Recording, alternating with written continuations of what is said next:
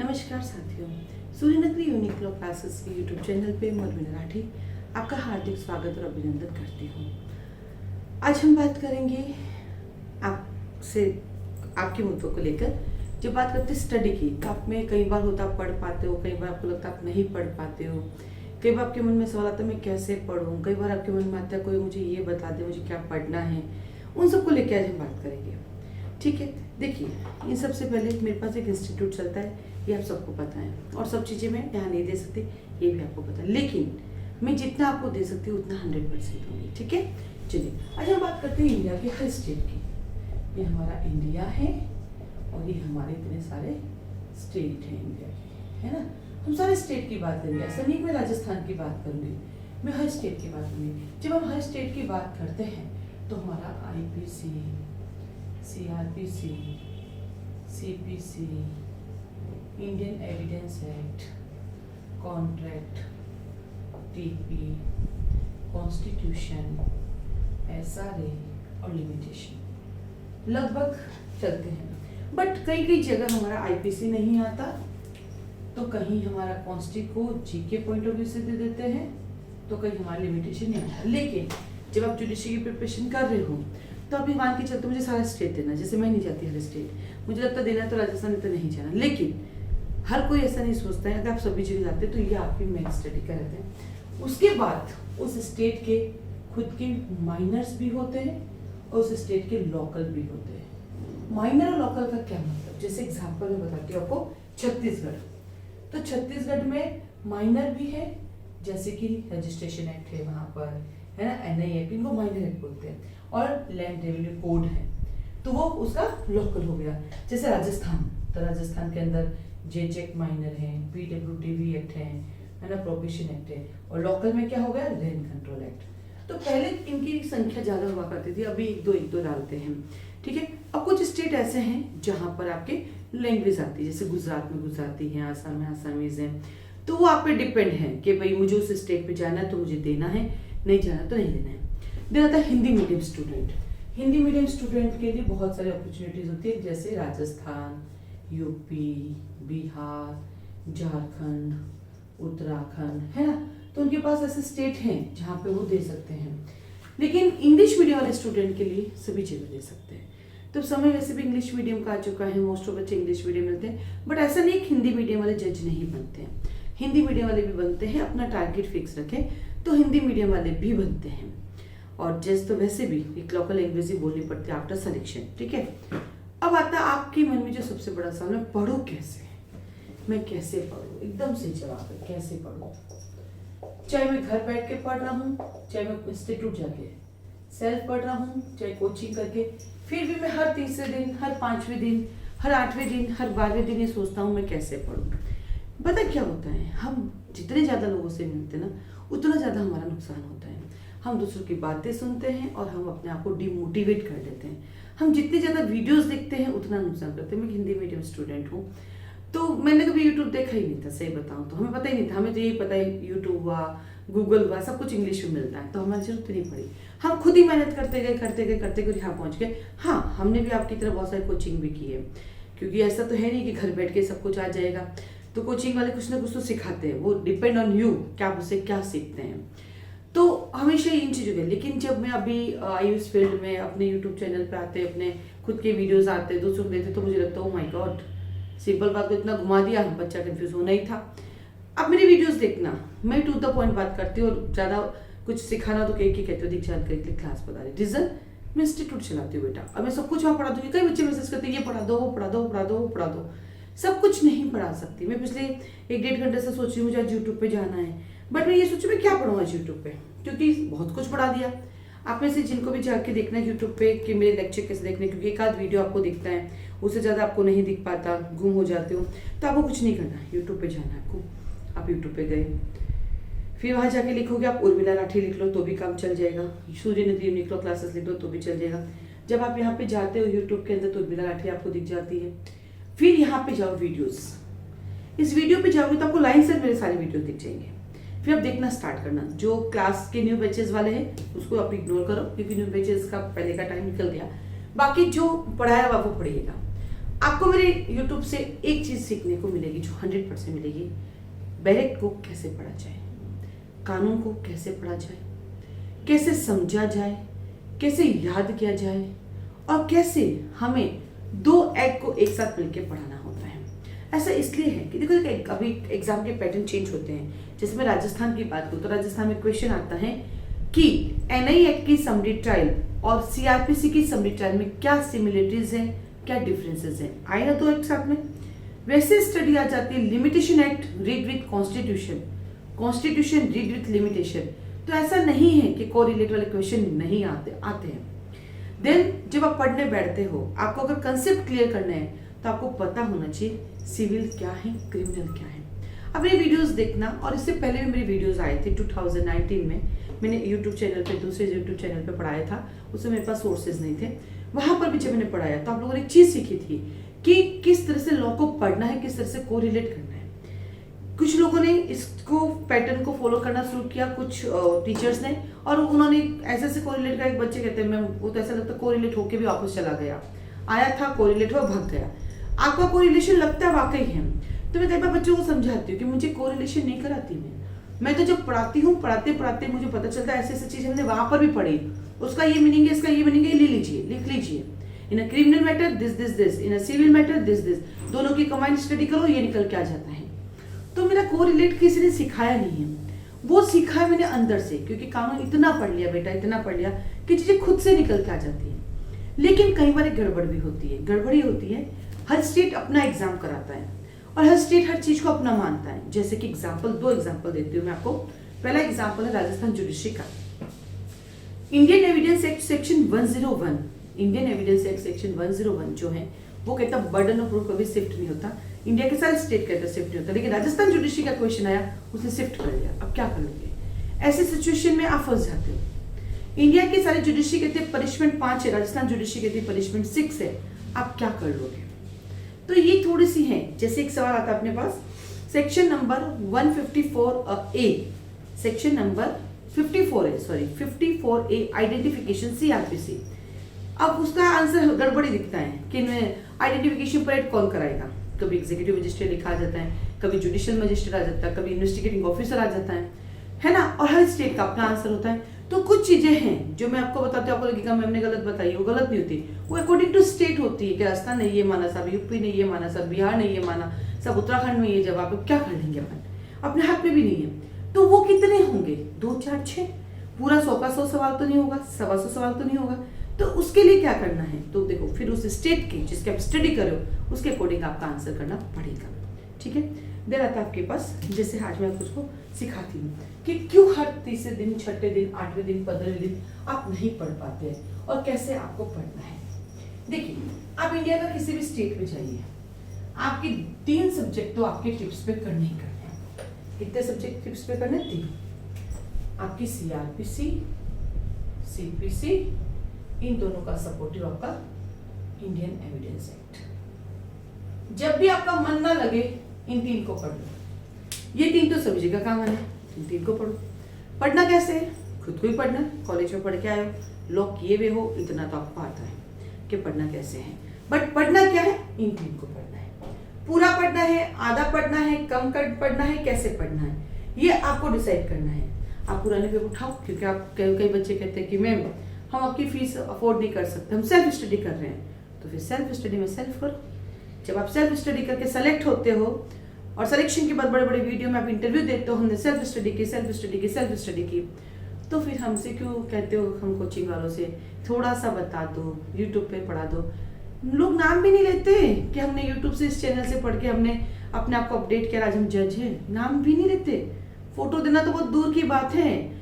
वो यूट्यूब से पढ़ते हैं, बट उनका सिलेक्शन के बाद नाम लेने में उनको शर्म आती है। वो क्लियर कर कहते हैं कि हमने तो सेल्फ स्टडी की है। फिर भी हम यूट्यूब वाले आ जाते हैं हर बार कुछ पढ़ाने के लिए, हर बार कुछ बताने के लिए, क्योंकि हम ही सोच के नहीं आते कि आप हमारा नाम ले। लेकिन जब आप वो सेल्फ स्टडी का अपना दावा ठोकते हो तो सेल्फ स्टडी में खुद को पढ़ना पड़ेगा। क्या पढ़ना है ये मैंने आपको बताया कि आपको सीआरपीसी, सीपीसी एविडेंस, जब भी आपका मन नहीं लगे, आपको लगे कि नहीं यार फिर से स्टडी स्टार्ट करनी, मुझे कहाँ से करनी है, तो आप पढ़िए अपना सीआरपीसी, अपना सीपीसी और अपना एविडेंस। ये इंडिया के हर स्टेट में आपके काम आएगा। ये आपकी थ्योरी बेस पे भी काम आएगा, ये कोर्ट में प्रैक्टिस करने के लिए प्रैक्टिकली भी काम आएगा।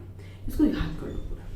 कानून को बदला नहीं जा सकता, सेक्शंस कभी चेंज नहीं होते, तो आप क्या कर लो, इनको याद कर लो।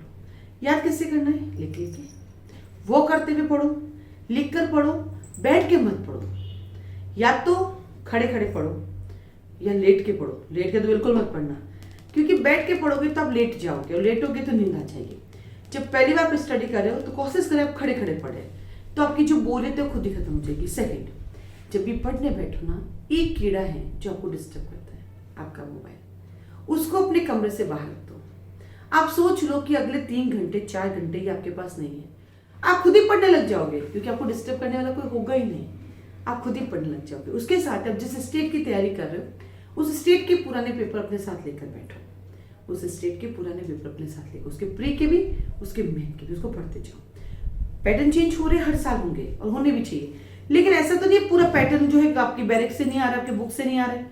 आएगा तो लॉ से, बाहर से तो नहीं आएगा। हाँ, एक डीप स्टडी आपके पास होनी चाहिए।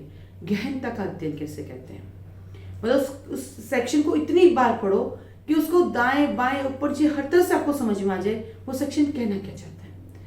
अवतार सिंह जैसी बुक आती है एविडेंस की, मत पढ़ो, क्योंकि उसमें इतनी एक्स्ट्रा चीज होती है, पागल हो जाओगे। जैन पांडे जी आते हैं कॉन्स्टिट्यूशन में, पागल हो जाओगे आप, क्योंकि उतनी स्टडी भी हमारे जुडिशरी के लिए नहीं चाहिए। फिर जो बैरिक में लिखा उसको समझो कि वो कहना क्या चाहता है, उसकी बात को घुमा के पढ़ो, उसको लाइन को तोड़ के पढ़ो, उसको समझ के पढ़ो ये क्या कह रहा है। आप खुद, क्योंकि बैरिक इतना इजी है, लो इतना आराम से पढ़ा जा सकता है। और इसके अंदर दिन एक्स्ट्रा चीजें आपको चाहिए, आपके प्रीवियस पेपर में मिल जाएगी। जितनी भी एक्स्ट्रा चीजें चाहिए वो आपके प्रीवियस पेपर में मिल जाएगी। फिर आपके सवाल आता है, मैम क्या हमें केस लॉज लिखने चाहिए एग्जाम में? देखो, केस लॉज अगर आपके पास केशवानंद भारती जी हैं, मिट्ठू वर्सेस स्टेट ऑफ पंजाब है, बच्चन सिंह है, अगर ऐसे लीडिंग जजमेंट है, नवतेज सिंह है, जोसेफ साइन है, जो सबको पता है, तो आप केस लॉज लिखो। बाकी कॉलेज में जो हमने नाम बना के केस लॉज लिखे वो जुडिशरी मत लिखो, वो आपका इफेक्ट गलत ही डालेगा। इससे अच्छा आप इलिस्ट्रेशन लिख दो, आप एग्जाम्पल्स लिख दो। आप क्या कर सकते हैं, एग्जाम्पल्स लिख सकते हैं कि मैं ये लिख लेता हूँ, ये मेरे लिए अच्छा रहेगा, मैं ये लिख लेता हूँ, एग्जाम्पल बना के लिख सकते हो। आप ये भी लिख सकते हो, एक केस में सुप्रीम कोर्ट मॉडल ने हेल्ड किया, सुप्रीम कोर्ट महोदय ने हेल्ड किया दिस केस का नाम नहीं पता, कोई दिक्कत नहीं, हेल्ड आपको पता, आप लिख सकते हो। तो उस हेल्ड को आप एग्जाम्पल पॉइंट ऑफ व्यू से भी लिख सकते हो। फिर आता है आपकी एक दिन में कितना पढ़ना चाहिए, जितना आप ऑब्जर्व कर सकते हो। एक दिन में जितना आपके पास ऑब्जर्वेशन है उतना करो, टाइम वेस्ट ना हो। उसके साथ आप जिस स्टेट की प्रिपरेशन कर रहे हो, ये तो आपके मेजर एक्ट है ही है, उसके खुद के एक्ट भी पढ़ो, जो माइनर एक्ट हैं, जो वहाँ के लोकल एक्ट हैं। अगर वहाँ लैंग्वेज है तो लैंग्वेज को भी फोकस करो, ठीक है। और अपनी स्टडी को अपने से करो, अपने साथ करो, किसी और पे डिपेंड होकर मत करो। वो जो आपका दोस्त है जो कहता है अपन मिलकर पढ़ाई करेंगे, वो 4 दिन आपके साथ रहेगा, 5 दिन गायब हो जाएगा, आपकी डिपेंडेंसी आपको मरवाएगी और उसके बाद आप वापस बैठ ही नहीं पाओगे। फिर आपको लगेगा मैं वकालत कर लेता हूँ, ये मेरे लिए नहीं बना हुआ है, दिस। फिर 6 महीने बाद आपको एहसास होगा, जब फॉर्म निकलेगा तो सब कुछ छोड़ो और खुद का अपना स्टडी प्लान बनाओ, खुद ही अपना दोस्त बनो, खुद ही अपनी पढ़ाई करो और अपने घर में जो अपने पास अवेलेबल है उनको सुनाओ, वो सुनने के लिए तैयार है। हम लोग अपने स्टूडेंट को ये सिखाते हैं कि भैया खुद पढ़ो। अगर वो एक दूसरे का नंबर भी मांगते हैं ऑनलाइन में, हम इग्नोर करते नहीं देते हैं। बोलो तुम्हारी फ्रेंड उर्मिला मैम है ना, दूसरे से बात करो, दूसरे से नहीं करना है। कुछ छूट जाता है क्लास में, एक दिन पहले जल्दी आ जाओ, 15 मिनट पहले आपको बता दीजिएगा, क्योंकि ये दोस्त अभी तो आपको हेल्प करेंगे। 3-4 दिन अच्छा लगेगा उनके साथ पढ़ने में, उसके बाद आपको भी लगेगा यार पता नहीं क्या हो रहा है, करें या नहीं करें, ठीक है। और फिर धीरे धीरे डिपेंडेंसी बढ़ती जाती है और बढ़ते बढ़ते आपकी जो कंटिन्यूटी है वो कंटिन्यूटी खत्म होती जाती है, ठीक है। चलिए और कैसे पढ़ सकते हैं प्री एग्जाम के लिए। देखो, प्री एग्जाम के लिए पढ़ने का एक बहुत अच्छा तरीका बताता हूँ। सेक्शंस को याद करो, क्योंकि मोस्ट ऑफ जुडिशरी जो है सेक्शन बेस्ड क्वेश्चन दे रही है। अभी एमपी का पैटर्न थोड़ा चेंज हुआ है, लेकिन सेक्शन याद होंगे तो टाइटल पता रहेंगे, और टाइटल पता रहेंगे तो का कंटेंट पता रहेगा। ऐसा नहीं कि एमपी ने पैटर्न चेंज कर दिया, सभी चेंज कर लेंगे। अभी देखो, लास्ट से लास्ट एग्जाम महाराष्ट्र का पैटर्न बहुत खतरनाक आया था, लेकिन उसके बाद जो लास्ट वाला था वापस ईजी आ गया। तो ऐसा नहीं हर बार पैटर्न चेंज हो गई होगा, चीजें तो वही होगी, चीजें बदल नहीं सकती, आप उसको बदल नहीं सकते। अगर उनका 1 साल पैटर्न चेंज हो गया तो आप अपना पैटर्न चेंज नहीं कर सकते, आपको दोनों लेके चलना पड़ेगा, कंसेप्ट को भी लेना पड़ेगा, सेक्शंस को भी। आप एमपी का पेपर दोबारा सॉल्व करना, आप खुद कहोगे अरे ये तो सही था पेपर, हमने ही पेपर को अटेम्प्ट करने में दिमाग कम लगाया। क्यों? रीजन ये है बेटा कि हम पिछले 4 महीने से 3 महीने से लगातार पढ़ रहे हैं, फिर एग्जाम की डेट आती है वो 40 दिन तो पागलों की तरफ पढ़ते हैं, फिर एकदम से घर से बाहर जाके एग्जाम देंगे तो ये बेचारा काम कितना करेगा। ये कहता है आपका माइंड कि भैया तुम्हारा एग्जाम आ रहा है ना, तुम लॉन्ग टर्म स्टडी करो ना, तुम एक ही दिन 40 दिन में क्यों सोचते हो तुम सब कुछ कर लोगे। तुम लॉन्ग टर्म करो, तुम धीरे धीरे करो, क्योंकि एक बड़ी पोस्ट पे जाने के लिए कोई शॉर्टकट नहीं होता। एक बड़ी पोस्ट पे जाने के लिए शॉर्टकट नहीं होता है, उसके लिए लॉन्ग कट जाना पड़ेगा। फिर आप एग्जाम से 10 डेज पहले अपने आप को रिलैक्स करना स्टार्ट करो, थोड़ा सा पढ़ो, रिलैक्स रहो, फिर एग्जाम अटेम्प्ट करो। आप खुद कहोगे इतना बढ़िया पेपर था, इतना शानदार पेपर था। हम तो पेपर देख के घबरा जाते हैं, अरे यार ऐसे कैसे पेपर है। अरे तो आने दो ना, पूरे 150 सवाल खराब थोड़ी आए हैं, पूरे 100 क्वेश्चन गंदे थोड़ी ना आए हैं। ठीक है 100 में से 100 लाने भी नहीं है अपन को, 150 में से 150 लाने भी नहीं है, लेकिन नहीं मुझे तो 150 में से 150 लाने हैं। अरे तो कौन से जुड़ रहे हैं ये पेपर में, नहीं जुड़ रहे ना, तो रिलैक्स हो जाओ ना। एक दो सवाल हो गए गलत होने दो, क्या फर्क पड़ेगा, एक दो सवाल से कोई लाइफ थोड़ी खराब खत्म हो जाती है। लेकिन नहीं, सिली मिस्टेक मैं करूंगी, सिली मिस्टेक मैं करूंगा, is my right, fundamental right, silly mistake why. तो आपको सबसे पहले क्या करना है, प्री के एग्जाम के लिए पूरा कारण पढ़ना है, पूरा। हाँ, प्री के एग्जाम में कहीं से भी कुछ भी पूछा जा सकता है। मेन के एग्जाम में स्मार्ट स्टडी होती है, प्री के एग्जाम में एक बार तो पूरा पढ़ना होता है। उसका रीजन ये है ना बेटा, क्योंकि फर्स्ट टाइम पढ़ रहे हो, आपने कॉलेज में उतना अच्छे से नहीं पढ़ा, अगर अभी भी अच्छे से नहीं पढ़ोगे तो और अपने हाथ से चीजें निकल जाएंगी। इस वजह से एक बार पूरा पढ़ो। अगर आपको इंस्टीट्यूट जाते हो तो इंस्टीट्यूट वाले वैसे आपको सेलेक्टेड बता देंगे। आप सेल्फ स्टडी करते हो तो आपके पास सपोर्ट के रूप में आपके पास होगी प्रीवियस ईयर के पेपर, गाइड्स, एक गाइड्स ले लो, एक गाइड्स कंप्लीट होती है दूसरी खरीद लो, दूसरी कंप्लीट होती है तीसरी ले लो, ताकि आपका रिवीजन रिवीजन रिवीजन होता रहे। देन आता है मेन की स्टडी के लिए, मेन की स्टडी कैसे करनी, ये सेलेक्टेड करनी। ये पूरा करने बैठ गए ना तो एग्जाम में अच्छे सवाल भी खराब होकर आ जाओगे, क्योंकि सब पढ़ना भी ओवरलैपिंग होती है और सब पढ़ना भी याद नहीं होता है। तो उसके लिए तो आपको सेलेक्टेड स्टडी करनी पड़ेगी। उसके लिए बेस्ट एग्जाम्पल क्या है, 2 चीजें, एक तो प्रीवियस ईयर के सारे पेपर, प्लस आप जिस स्टेट की प्रिपरेशन कर रहे हो उस स्टेट की एक मेन की गाइड ले लो, बस उसी को लेके अपना काम करो। अगर कोई टेस्ट सीरीज ज्वाइन कर पाते हो तो टेस्ट सीरीज ज्वाइन कर लो, नहीं कर पाते हो तो कोई दिक्कत नहीं, आप उसी को अपना पेपर माने, वही आपका नोटबुक है, वही आपका कॉपी है, वही आपका टेस्ट पेपर है, आप खुद से भी कर सकते हो। इंस्टीट्यूट आपको एक कंटिन्यूटी देती है, इंस्टीट्यूट आपकी एक समझ बनाती है, इंस्टीट्यूट आपको मोटिवेशन देती है। पढ़ना आपको ही, सेल्फ स्टडी पढ़ना आपको ही। हर रोज आप परेशान बिगड़ जाते हो तो मेरे से कई वीडियोस हैं जो सेल्फ स्टडी के लिए काफ़ी हेल्पफुल है, वो सुन लिया करो। थोड़े दिन में आप इधर तो खिसक जाते हो ना, फिर सुन लिया करो। अपनी आदत क्या है, हम 10 वीडियोस देखेंगे, 20 वीडियोस, ये हमारे सेलेक्ट करेगा, अरे करेगा सेलेक्ट एक ही है। आस्था हमेशा एक में रखो। हम एक साथ एक में जाते हैं, मैं ये भी नहीं कहती मेरी वीडियोस देखो, मैं ये भी नहीं कहती। आप जिस वीडियो को देखो एक को ही देखना है, उसी को ही अपना लक्ष्य बनाना है, तभी सफलता आपके पास है। हम जैसे इधर उधर बिखरेंगे, हम इतने बिखरते जाएंगे, हम इतने बिखरते जाएंगे, हमें समझ ही नहीं आएगा हमें क्या करना है। राइट, चलिए अब आता है इंटरव्यू की तैयारी। जब प्रियो मैन को इतना गहनता से पढ़ोगे, इंटरव्यू खुद ब खुद निकल जाएगा। इंटरव्यू के लिए क्या प्रैक्टिकल नॉलेज होना जरूरी है, हो तो ठीक, नहीं हो तो नहीं हो, कोई फर्क नहीं पड़ता। यदि आपका मैन स्ट्रांग है तो इंटरव्यू खुद ही निकल जाएगा, क्योंकि इंटरव्यू में क्या प्रैक्टिकल क्या होता है। 20 सवाल पूछेंगे तो 20 में से 18 सवाल तो थ्योरी होगा, 2 सवाल प्रैक्टिकल होगा, 2 नहीं आए तो क्या फर्क पड़ गया। यदि आपको अपने आप पे कॉन्फिडेंट है कि मेरा मैन बहुत अच्छा शानदार हुआ है, बहुत अच्छा करके आया हूँ, मेरे मार्क्स अच्छे आएंगे, तो कोई फर्क नहीं पड़ता कि आपको प्रैक्टिस करनी की नहीं। लेकिन अगर आप पूरे दिन फ्री बैठे हो, आपसे पढ़ रहे हो और परेशान हो रहे हो, तो मैं आपको सजेस्ट करूँगी कि अगर आप कोचिंग वोचिंग नहीं जाते हो, आप सेल्फ स्टडी करो, तो आपको 4 घंटे कोर्ट जाना चाहिए। आप कोर्ट पे जाओगे, कुछ नई चीज़ें सीखोगे, प्रैक्टिकली देखोगे। आपके पास कोई सीनियर नहीं है, कोई इशू नहीं, आप कोर्ट रूम में जाके बैठ जाइए। 4 घंटे में जितने भी एडवोकेट आते हैं कोर्ट को, जज साहब के सामने जितनी फाइल रखे, आप उसको ऑब्जर्व करिए, अपने साथ में एक डायरी लेके जाइए, उसको आराम से लिखिए, समझिए। आप रोज जब जाएंगे 4 घंटे, कोई क्लाइंट भी आपको देखेगा, चाहिए वकील साहब हो जाते हैं, बैठे बैठे क्लाइंट भी मिल सकता है, ऊपर वाला सब देखता है, आप मेहनत कर रहे हो आपके साथ है। आप मुझे देख लो, मैं 4 साल से कोचिंग चला रही हूँ, आपको क्या लगता है पहले दिन में कोचिंग में स्टूडेंट आ गई ना? 2016 से कोचिंग चला रही हूँ, क्या मैं 2016 में ही यूट्यूब पे आ गई ना? मुझे यूट्यूब पे आने में 2018 आ गया, 18 लास्ट, 19 स्टार्टिंग में, 2 साल लग गए अपने आप को इम्प्रूव करने में कि नहीं मुझे करना, और अभी भी करती हूँ, हर रोज अपडेट होती हूँ, हर रोज हर नई चीज़ आई फटाफट देखा, चाहिए आज नया चीज़ है, ये लीजिए डाली है, ये लीजिए आज आप ये लिखिए, इसमें नई चीज़ भी है। हर रोज अपडेट करना, आगे भी अपडेट करते रहना पड़ेगा, इसलिए एग्जाम भी देती रहती हूँ। उसका रीज़न यही है, एग्जाम देने जाती हूँ तभी तो पता चलते हैं। अभी एक लॉ ऑफिसर का एग्जाम हुआ एम्स का, इतना बढ़िया पेपर था ना, मतलब सीधा पूछ रहे थे ऑर्डर 8 का टाइटल क्या है, प्री बार्गेनिंग कहाँ से कहाँ तक है, बड़ा मजा आता है। कह रहे इतने ईजी आते हैं। हाँ, पेपर हमेशा ईजी आता है, हम पागलों की तरफ पढ़ के ईजी पेपर को खराब करके आ जाते हैं। किसने कहा सीधे सवाल नहीं आते, किसने कहा डायरेक्ट क्वेश्चन नहीं आते। अरे इनडायरेक्ट क्वेश्चन 10 होंगे, 12 होंगे, बाकी पूरा पेपर डायरेक्ट होता है। बट नहीं, हमें तो इनडायरेक्टली घुसना है, हमें तो बस कंसेप्ट प्रैक्टिकल नॉलेज होना चाहिए। ज्ञाता नहीं बनना है अपन को जज बनना है।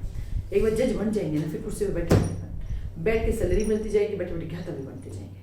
फिर एक बार जज तो बन जाए अपन। मैंने अपना कोचिंग चलाना शुरू किया, बड़ी खुश हो गई। चलो ठीक है, अब इसी को चलाएंगे। इसको चलाने के लिए हर रोज मेहनत करनी पड़ेगी। ऐसा नहीं ये भी अपने आप में चल जाएगा ना। कितने कमेंट सुनने पड़ेंगे, कितने कॉम्प्लीमेंट्स मिलेंगे, कितने लोग आपको अपना फैन मानेंगे, कितने लोग आपको अपना राइवल मानेंगे। सारी चीजें साथ चलेगी, बट उस समय बैलेंस तो आप ही को करना होगा। नौकरी भी ऐसी चीज है, परीक्षा पास करना भी ऐसी चीज है। डिपेंड ऑन यू कि आप अपने आप को कितना बैलेंस रख पाते हैं सब चीजों में। हम सब इंसान हैं, ना तो हम भगवान हैं और ना हम लोहे के बने हुए हैं। ऐसा भी नहीं कि हमें फीलिंग नहीं है, ऐसा भी नहीं कोई कुछ बोल के चला जाए हम हंस के कहेंगे थैंक यू, आपने बिल्कुल सही कहा। रिएक्शन हमारा भी होगा, क्यों नहीं होगा रिएक्शन? हम भी तो मनुष्य हैं। सिर्फ मनुष्य आप ही है क्या मैं नहीं हूँ क्या? मुझे कुछ भी बोलोगे क्या रिएक्शन नहीं होगा? कई बच्चे कहता बहुत बकवास करती है, रिएक्शन होगा ना। आपको बकवास लगा, क्यों? क्योंकि आप अच्छे इंसान हैं इसलिए आपको फालतू बातें लगी। लेकिन जो फालतू करते उनको सही लगा, मैं बिल्कुल सही कह रही हूँ। ये अपने आप की थॉट है कि सामने वाला जो बोल रहा है वो किसके लिए बढ़िया है। हमें हर रोज कोई ना कोई भाषण देता है, हमें हर रोज कोई ना कोई मोटिवेशन स्पीच देता है, तब जाके हम सुधरते हैं। क्या आप खुद से इंप्रूव नहीं कर सकते? क्या हम अपने आप में इंप्रूव नहीं कर सकते? हम ये नहीं सोच सकते ठीक है यार हमारा लक्ष्य तो जज बनना है, हमें नौकरी लेनी है, हमें हमारा एक अच्छा परिवार चलाना है, हमें खुश रहना है। हम ये सोच के पढ़ाई कर ले तो क्या फर्क पड़ेगा? लेकिन नहीं, हम तो मनुष्य हैं, हम तो आलोचनाएं करेंगे, क्रिटिसाइज करेंगे। बिना क्रिटिसाइज अपन से पढ़ाई हुए ना, ये सब पैरेलल चलता है जिंदगी में। चलने दो, जिस दिन आप इन सबको इग्नोर करने लग गए उस दिन आप एक सक्सेसफुल लाइफ जी लोगे और उस दिन आप अपने लक्ष्य को प्राप्त कर लोगे। पड़ोसी क्या कह रहे तुझसे नहीं हो पाएगा, ठीक है करके दिखाएंगे, बस चुप रहकर। उसी समय जवाब देने की जरूरत थी। आपने कहा सही, आप बिल्कुल सही कह रहे हो सकता है मैं नहीं कर पाऊँ, एक बार कोशिश कर लेता हूँ, क्या पता मेरी कोशिश 100% की तरफ ले जाए मुझे, मैं ट्राई कर लेता हूँ, ट्राई करने में क्या अच्छे राइट। लेकिन इग्नोर करें, उनको जवाब न दें। साथ ही साथ मार्केट में जब भी जाते हो आप एक लॉ बुक डिपो पे जरूर जाओ, उससे से पूछो कि इस बार नया क्या है वो मुझे दे दो। आप अपनी सेल्फ स्टडी भी कर रहे हो या इंस्टीट्यूट जाते हो तो हम बताते रहते आपको ये लानी है, अरे तो आपको उसके पास चलते वो आपको सारी हेल्प करेगा। उसको तो बेचना है, वो उसको छुपाना तो कुछ है ही नहीं आपसे, उसको बेचना उसको बताएगा ये नया आया आप ले लीजिए, ये नया आया आप ले लीजिए, ये आपके लिए काम आएगा आप ले लीजिए राइट।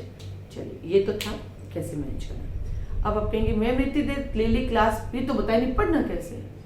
मैंने क्या कहा, मेरे सारे वीडियोस जाके देखो, सीआरपीसी चैप्टर 1 2 3 एक एक लाइन पढ़ा रखी है, सीपीसी जाके देखो एक एक लाइन पढ़ा रखी है, एविडेंस जाके देखो एक एक लाइन पढ़ा रखी है, जेजेक्ट डिट्टो बैरेट जैसा पढ़ा रखा है। अरे मैंने बहुत कुछ पढ़ा रखा है, आप जाके पढ़ो तो सही। आप पढ़ते ही नहीं, बस हर वीडियो में पढ़ा दो। अरे वो जो पढ़े पुराने उसको तो कंप्लीट करो।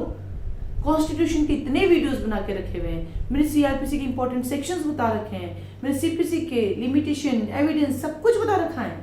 ट्रांसफर ऑफ प्रॉपर्टी का कहानी सुना रखी है, सेक्शन 1 से 53 है, आप देखते ही नहीं हो। बस कुछ नया आ गया, ये आज अच्छा था, 2 दिन अच्छा लगा, तीसरे दिन फिर टेंशन में आ गए। मैंने भी हाल ही में एक दिवाली पे वीडियो जारी किया जिससे पढ़ना सिखाया है, वो भी बता रखा है मैंने वहां पर कैसे पढ़ना है। अभी ट्रायल पढ़ने सिखाई मैंने, वो भी बता रखा है, लेकिन पता नहीं अपन देखते ही नहीं।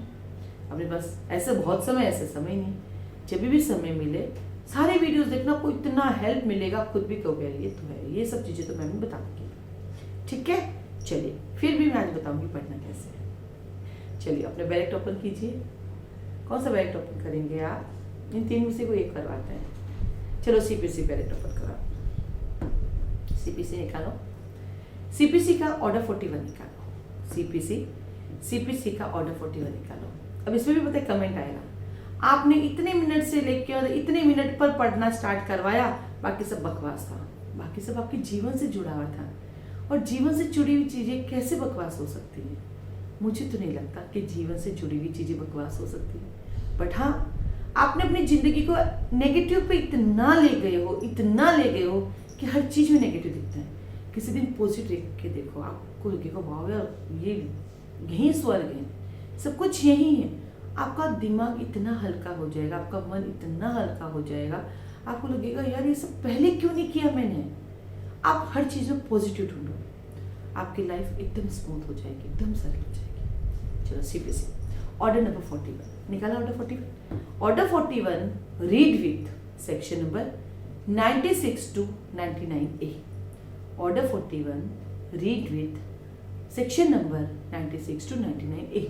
देखिए यूट्यूब पे पढ़ाते तो रिकॉर्ड होती है ना, ये रिकॉर्डिंग आप देखते हो तो कई बार एक आध सेक्शन स्लिप हो जाता है इधर से उधर, तो आप समझ जाओ कि हाँ वो मैम के पास बुक अवेलेबल नहीं थी, मैम बिना बुक के पढ़ा रही थी, तो वो डिम्ड कर लो कि भाई वापस इसमें चेंज तो होता नहीं है। फिर कमेंट पे कमेंट करते हैं तो अरे हाँ वो पता है मैम ने नीचे लिख दिया, उसमें क्या बोलते हैं टेक्स्ट बुक्स में वो नोट लिखते हैं ना, लिख देती है मैम, बट आप लिखते ही नहीं, बस शुरू हो जाते हो, तो एक बार देख लिया करो ना।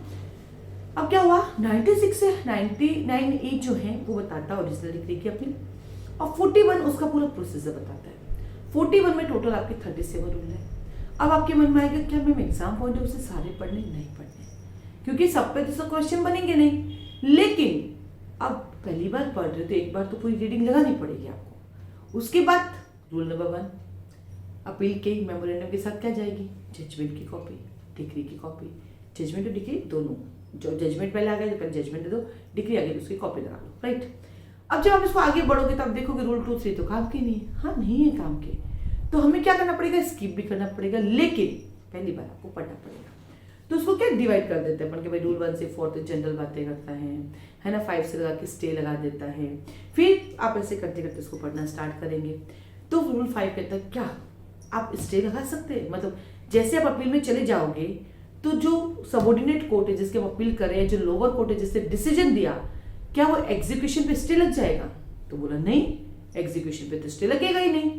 फिर क्योंकि सीआरपीसी में तो लिखा है कि इसका एनफोर्समेंट तब तक नहीं होगा, इसका एग्जीक्यूशन तब नहीं होगा जब तक कि अपील का टाइम पीरियड बचा है। सीपीसी में ऐसा नहीं है, वो छोटा वाला कोर्ट जो है जिसने डिसीजन दिया वो एग्जीक्यूशन करवा सकता है, तो फिर अपील में जाने का क्या मतलब। इसका मतलब ये है कि सीपीसी में रेस्टिट्यूशन अवेलेबल है, यानी सीपीसी में अपील, रेफरेंस, रिवीजन, रिव्यू के अलावा एक और रेमेडी रेस्टिट्यूशन जो सीआरपीसी में नहीं है, तो रेस्टिट्यूशन अवेलेबल है वहां पर। इसका मतलब अपील में आप जाते हो और छोटा वाला कोर्ट अगर एग्जीक्यूशन करा भी देता है तो कोई फर्क नहीं पड़ता, अगर आप अपीलेट कोर्ट में जीत गए तो रेस्टिट्यूशन की एप्लीकेशन करके वापस ले लोगे। तो इस ड्यूरिंग जब आप अपील में जाते हो और वो कोर्ट जिसके आपने अपील की है डिसीजन की या डिग्री की, वो अगर एग्जीक्यूशन कराता है ना तो क्या करता है, सिक्योरिटी लेता है कि भैया इस मुद्दे पर क्या हो चुकी है, इस मुद्दे पर अपील हो चुकी है, कल को अपील कोर्ट में वो जीत गया तो आपको रिटर्न करना पड़ेगा, इसलिए स्टे लगा भी सकते नहीं, और चाहे तो अपीलेट कोर्ट स्टे लगा भी सकते हैं। ऐसे करके आपको 5 6 7 8 9 10 ऐसे पढ़ना है। तो इस तरह से जब स्टडी करोगे तो आपको पता चलेगा। जैसे अपन रूल 3 है इसका, मैं भूल गई थी, 1 2 नहीं पढ़ना, 3 वापस कहता है हम आपकी अपील को क्या करेंगे, डिसमिस। एक अपील डिसमिस होती है, एक अपील रिजेक्ट होती है। क्या डिफरेंट है डिसमिस में और रिजेक्ट में? 3 में आपकी क्या हो रही है, क्या होती है, रिजेक्ट हो रही है, और आपकी क्या बोलते हैं 11 के अंदर आपकी डिसमिस हो रही है। ये क्या है, कब डिसमिस होती है, कब रिजेक्ट होती है, कब हो सकता है मैंने अभी उल्टा बोला होगा, अभी मेरे पास डायरेक्ट नहीं अवेलेबल है। तो अंतर क्या है इसके डिसमिस में, अंतर क्या है रिजेक्शन में? तो डिसमिस तब होती है जब आप डिफॉल्ट करते हो, तो 3 में डिसमिस होती है। 3 में डिसमिस होती है कि प्लेंटिफ का अपीलेट आया ही नहीं, तो रूल 3 में डिसमिस है, और रूल नंबर 11 में रिजेक्शन है। तो आप तो आए नहीं, फिर क्या करेंगे हम? तो जब अपीलेट ही नहीं आ रहा है, रेस्पोंडेंट ही नहीं आ रहा, प्रोसीडिंग कैसे चलाएंगे? और जबकि 11 कहता है आपको रिजेक्ट करना, जब ग्राउंड ही नहीं। रिजेक्शन कब होता है? जब ग्राउंड ही नहीं। कैसे पता चला? Order number 7 rule number 11। कैसे पता चला आपको? ऑर्डर नंबर 7 रूल नंबर 11, वो भी रिजेक्शन बताता है। इसका मतलब अपील भी डिसमिस होती है, अपील भी रिजेक्ट होती है, प्लेंट भी डिसमिस होता है, प्लेंट भी रिजेक्ट होता है। ऐसे करके हम कोरिलेट करते हैं, तो जिससे हमें उस चीज को समझने में आसानी हो जाती है। फिर 11 में किया, फिर हम चलते हैं अपने 17 के पास। 17 क्या कहता है? 11 है, 11A इसके साथ है कि आपको जो 11 की एप्लीकेशन है ना, वो 60 डेज में आपको डिस्पोजल करनी है। 60 डेज आपका प्री का क्वेश्चन है कि 11 में जो अपील जा रही है उसको डिस्पोजल कितने दिन में करना? 60 डेज में करना। फिर आप 17 में जाओगे। 17 का प्रोविजन बिल्कुल वैसा ही है जैसे कि ऑर्डर 9 का है। ऑर्डर 9 भी कहता है एक्स पार्टी डिसीजन, ऑर्डर 9 भी कहता है डिसमिस करूंगा। जब वहां पे प्लेंटिफ और डिफेंडेंट नहीं आते, अपील के अंदर एक हो जाता अपीलेट, दूसरा हो जाता रेस्पोंडेंट, एक हो जाता अपीलेट और दूसरा हो जाता रेस्पोंडेंट। अपीलेट नहीं आया, खत्म, केस डिसमिस, और रेस्पोंडेंट नहीं आया, x party decision. It's mean plaint में भी एक्स पार्टी डिसीजन होता है, अपील में भी एक्स पार्टी डिसीजन होता है, इसलिए एक्स पार्टी डिसीजन की अपील होती है। ऐसे करके कानून को पढ़ते हैं हम लोग 96 से 99A, read with order number 41, इन दोनों के कंटेंट बिल्कुल वही बात करते हैं जो ऑर्डर 7 ऑर्डर 9 करते हैं। अब इतना गहनता से सीखना है, ये सेल्फ स्टडी पॉसिबल नहीं है। उसके लिए अधिक जानकारी के लिए क्लासेस ज्वाइन कर सकते हैं। फिर आपको गुस्सा आएगा, मैम ने आखिर अपना डायलॉग बोल ही दिया, पर बेटा सब कुछ यहाँ नहीं पॉसिबल हो सकता मेरे लिए भी। हाँ, किसी जब तक इंस्टीट्यूट चलाऊंगी तब तक तो ये, और हाँ कभी ऐसा मौका हुआ कि चलो अब हम रिटायरमेंट ले लेते हैं, उस दिन जरूर यूट्यूब पे फ्री पढ़ेंगे, तब तक आपका समय चला जाएगा। तो इसी के साथ नए बैचेस स्टार्ट हो रहे हैं हमारे यहाँ पे, और नए बैचेस स्टार्ट हो रहे हैं 12 अप्रैल से क्लासेस स्टार्ट हो रही नहीं, आप उसको ज्वाइन कर सकते हैं, इन्फॉर्मेशन आपको बार बार मिलती है। 3 डेज आप क्लास में बैठ के देखें रजिस्ट्रेशन फीस के साथ, आपको लगे comfortable then you continue, otherwise it's okay. Demo का मतलब ये होता है अच्छा लगे तो ज्वाइन करें, नहीं तो नहीं। तो 12 अप्रैल से हमारे हो रहे हैं, साथ ही साथ हम सब्जेक्ट वाइज भी पढ़ाते हैं, आप सब्जेक्ट वाइज भी पढ़ सकते हैं। थोड़ी फीस हमारी ज़्यादा है, ये सब मानते हैं, बट हमारी मेहनत उससे ज़्यादा है, ये हम मानते हैं, क्योंकि कानून आपके हाथ में ला के रख देते हैं, इतना मेहनत हम करते हैं। लेकिन उसके साथ जब हम कानून आपके हाथ में ला के दे रहे हैं तो मेहनत आपको भी करनी पड़ेगी। अब मेरी क्लास का टाइम हो रहा है, मुझे जाना होगा। आज के लिए धन्यवाद। लेकिन अब बैठे हो तो ऑर्डर 41 पूरा पढ़ना है और सारे टाइटल लिखने हैं, और जिनके पास मेरा व्हाट्सअप नंबर है आप जरूर भेज दीजिएगा मुझे, और साथ में 96 भी पढ़ना है, उसको जो लिखना है। उसके बाद मैंने 2 ऑर्डर और बताए, ऑर्डर 7 ऑर्डर 9, यानी आपको टोटल 4 पढ़ने हैं, 41, 96 से 100, ऑर्डर 9, ऑर्डर 7, इन चारों का आज एक साथ स्टडी करना, करके देखो तो सही क्या नया चीज देखने को मिलता है। आज के लिए धन्यवाद, ऑल द बेस्ट। सॉरी मेरी बातें आपको कई बार बुरी लग जाती है, मेरी बकवास आपको भी लगती है, उसके लिए तहे दिल से माफ़ी चाहती हूँ। बट मैंने एक ही बात की, आप भी इंसान है, मैं भी इंसान हूँ, फीलिंग हम दोनों में है, चुपता दोनों को है, ठीक है। हमेशा सबको अपना मान के काम करो, सबको अपना जैसे समझो, तो मेरे हिसाब से जिंदगी में जो हम आलोचनाएं करते हैं वो खुद ही खत्म हो जाएगी, और हमारी जिंदगी इतनी स्मूथ हो जाएगी कि हमें पड़ोसी क्या कह रहा है फर्क ही नहीं पड़ेगा। ठीक है, आज के लिए धन्यवाद।